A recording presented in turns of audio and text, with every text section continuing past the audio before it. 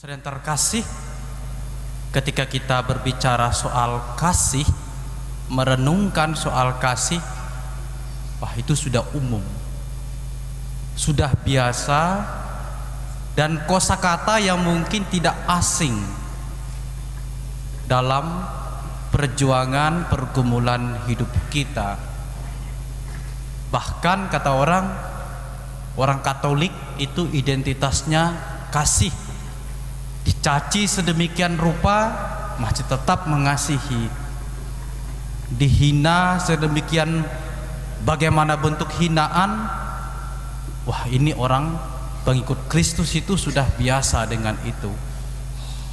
Saudara terkasih, ketika kita melihat, merenungkan bersama kata yang sudah umum ini, perintah yang sudah biasa, yang sudah lazim di dalam benak kita, tapi senantiasa terus menerus dipertegas oleh Yesus. Bahkan hari ini 2 kali Yesus mengatakan, inilah perintahku supaya kamu saling mengasihi. Di bagian terakhir ditegaskan lagi, inilah perintahku kepadamu, kasihilah seorang akan yang lain. Mengapa hal yang begitu umum, yang sudah biasa lazim dalam kosakata pikiran kita, hidup kita, kok ditegas demikian? Inilah saudara terkasih yang disebut sebagai golden law, hukum emas. Hukum yang menjadi dasar dari semua aturan, perintah manapun yang dibuat oleh manusia. Hukum yang paling tertinggi dan utama dalam setiap relasi, baik antar kita maupun terhadap diri kita dan Tuhan. Jika ini adalah sebuah perintah, aturan, maka tentu ini menjadi suatu kewajiban bagi kita. Biasa kalau di sebuah peraturan perundang-undangan, sebelum merumuskan perintah maupun larangan atas suatu tindakan manusia, pasti ada suatu hal yang mendahuluinya. Seperti dalam peraturan itu ada kata mengingat, bla bla bla bla bla bla. Setelah mengingat, menimbang, bla bla bla bla bla, dan memutuskan apa yang kita lakukan, pasal 1, pasal 2, pasal 3. Tetapi peraturan cinta kasih ini selain ada mengingat, menimbang, dia hanya cuma cukup satu pasal. Perintahku kepadamu, kasihilah seorang akan yang lain. Tidak ada pasal lain. Artinya satu-satunya perintah yang harus nancep, melekat, dan bahkan menjiwai seluruh perjuangan perjalanan hidup saya dan Anda. Kalau kita menggunakan rumusan dari sebuah peraturan perundang-undangan sehingga munculnya perintah yang memutuskan supaya kita saling mengasihi, apa sih yang perlu kita ingat bahwa kita harus mengasihi? Saudara terkasih, apa yang dikatakan oleh Rasul Yohanes dalam bacaan kedua, bahwa marilah kita saling mengasihi, sebab kasih itu berasal dari Allah, dan setiap orang yang mengasihi lahir dari Allah, dan Allah lah yang pertama-tama telah mengasihi kita. Bahwa mengingat kasih Allah yang sudah ada dalam perjalanan hidup kita, mengingat apa yang telah Allah kerjakan, baik itu hal-hal sederhana, hal-hal yang luar biasa yang kita terima karena kasih Allah, itu adalah suatu tindakan mengingat bahwa kita harus melakukan perintah kasih.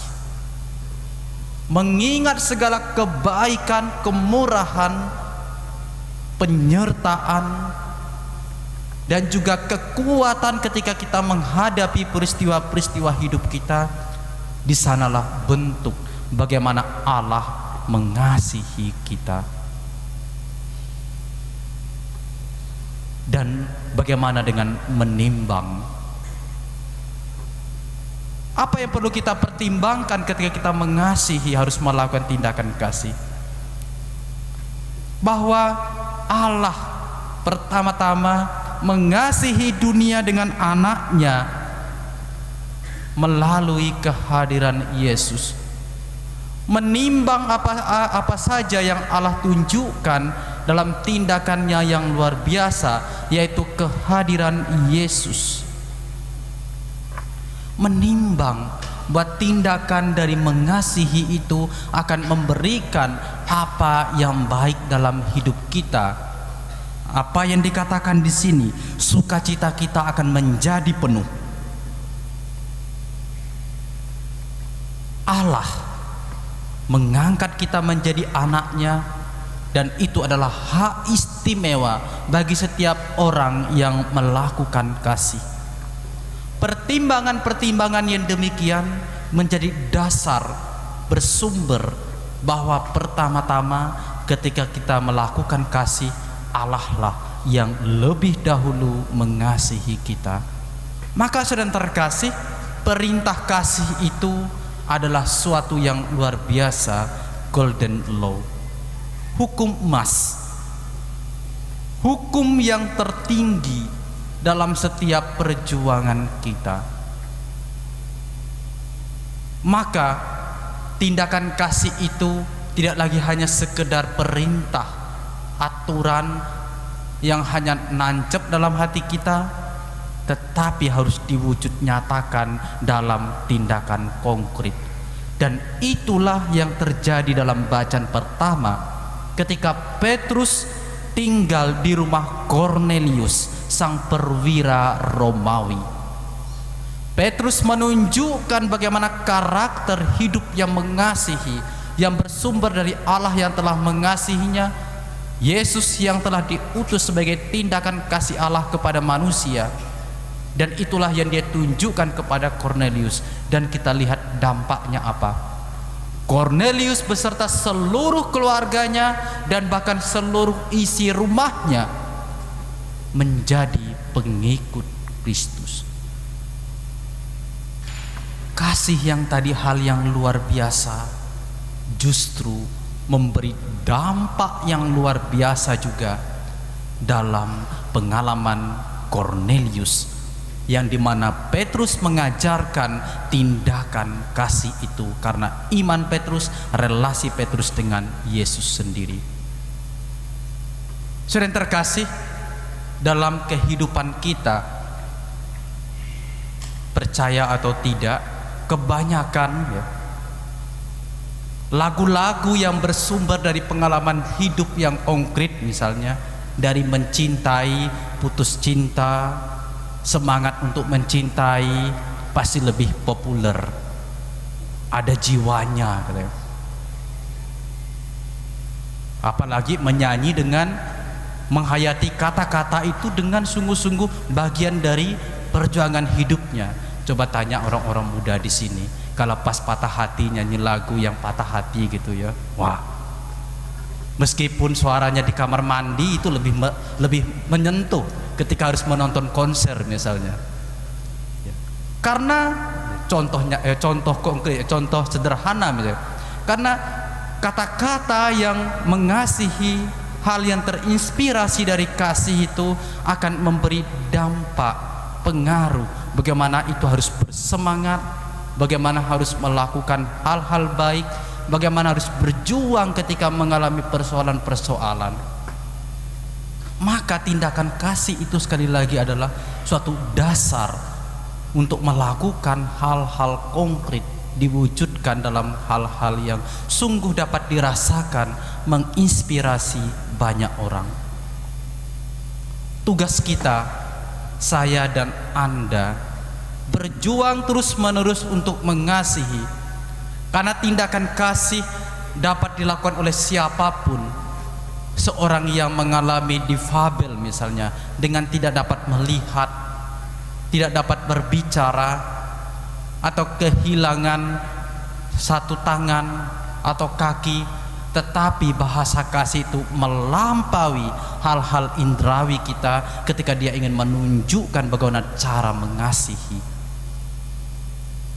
Kita sungguh bersyukur karena pada amanat perpisahannya, di saat Yesus ingin meninggalkan kita di dunia ini, Yesus memberikan kita suatu perintah yang luar biasa ini. Seperti seorang ayah, seorang ibu atau orang tua yang ingin pergi meninggalkan petuah-petuah kepada anak-anaknya atau orang-orang yang masih berjuang di dunia, Yesus yang ingin meninggalkan kita kembali kepada Bapaknya, memberikan kita petuah yang luar biasa ini, bagaimana hidup saling mengasihi. Maka sekali lagi, bahwa dasar pengalaman kasih itu adalah dasar bagaimana kita juga harus mengasihi. Ada sebuah lagu yang dirangkai dalam menggambarkan kasih, yang merupakan suatu refleksi dari kitab Kidung Agung. Bagaimana kitab Kidung Agung, kalau Anda membacalah gambaran seorang kekasih yang sangat merindukan dan juga merasakan dan melakukan tindakan-tindakan kasih.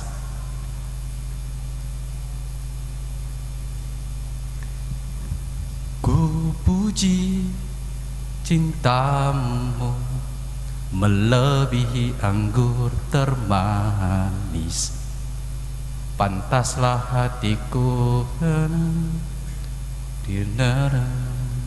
kalau bisa lanjut. Ingin ku dekat, bermain bersampan di situ, dagu terpaku nyanyi kidung kencana. Melompatlah kalbuku keriangan, terpana elok cintamu, menatakan berlian di buah matamu. Kala ku berbaring di dadamu, ku rasa elok cintamu, bagai ribuan perisai melindungiku. Kasih yang dihidupi akan menjadi pelindung, motivasi, penggerak dalam setiap perjuangan hidup kita. Maka golden law yang diberikan oleh Yesus, hukum emas yang kita terima hari ini, sungguh harus kita wujudkan menjadi dasar dalam setiap perjuangan hidup kita. Tuhan memberkati.